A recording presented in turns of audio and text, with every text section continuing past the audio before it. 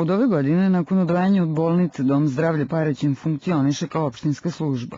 Prilikom preuzimanja osnivačkih prava bilo je problema uobičajenih za situacije kada se preuzimaju nove nadležnosti po prvi put.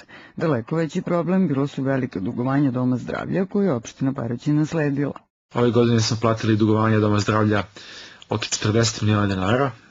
Odmah da kažem, znači to je otprilike dovoljno da se izgrade 2 fiskulturne sale, da se asfaltira možda 15, 10 do 15 ulica u seoskim mesnim zajednicama, na primjer. Dakle, to je zaista veliki iznos sredstava koji smo morali da platimo, da bismo platili stare dugove Doma zdravlja, da smo došli do nule. Zatim smo izdvojili još 10 miliona dinara za neke kapitalne troškove i još nešto dakle više za tekuće troškove, tako da to preuzimanje Doma zdravlja je zaista puno koštalo opštinu Paraćin ove godine. Međutim, dakle, ta cena se morala platiti. Nakon plaćanja dugova, moglo je da se razmišlja o daljem unapređenju usluga koje će Dom zdravlja kao nova opštinska služba ubuduće pružati građanima.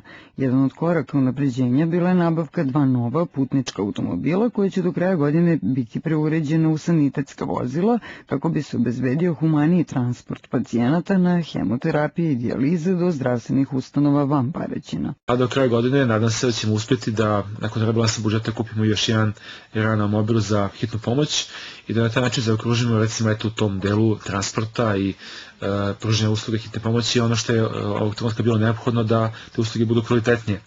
Sljedeće godine vjerojatno ćemo krenuti dalje u rešavanje problema Doma zdravlja u smislu dakle, boljih uslova za rad i boljih uslova za pacijente koji će koristiti te usluge.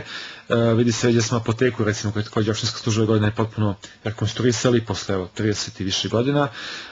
Slični poslovi, ali ne tog obima u odnosu na objekte koji su u Domu zdravlja očekuju nas i u narednom periodu. Ove godine ulaganje u poboljšanje kvaliteta zdravstvenih usluga zakomplikovana su i novom procedurom javnih nabavki. Ono što smo ove godine imali problem jeste bilo kašnjenje sa javnim nabavkama zbog udvajanja Doma zdravlja i zbog cijele procedure javnih nabavki koja je bila izmenjena novim zakonom i svih drugih administrativnih problema i mislim da takve probleme više nećemo imati od sljedeće godine, nema razloga da ih imamo kad je reč o objektivnim okolnostima. Više, dakle, neće biti objektivnog opravdanja za takva kašnjenja u nabavci lekova ili pomoćnih lekovih sredstava za pružanje medicinskih usluga, što je ove godine bio problem i izazvalo nezadovoljstvo dela naših građana.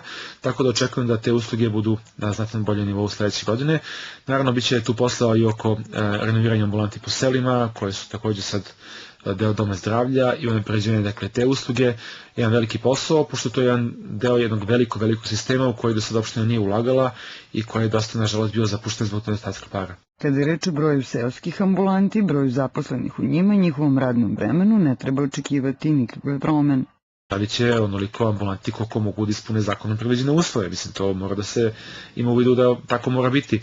Ne očekujem da će biti smanjenja radnog vremena u bilo kojoj ambulanti seoskoj u opštini Paraćin, ali ne treba očekivati ni povećanje radnog vremena, niti treba očekivati povećanje broja seoskih ambulanti.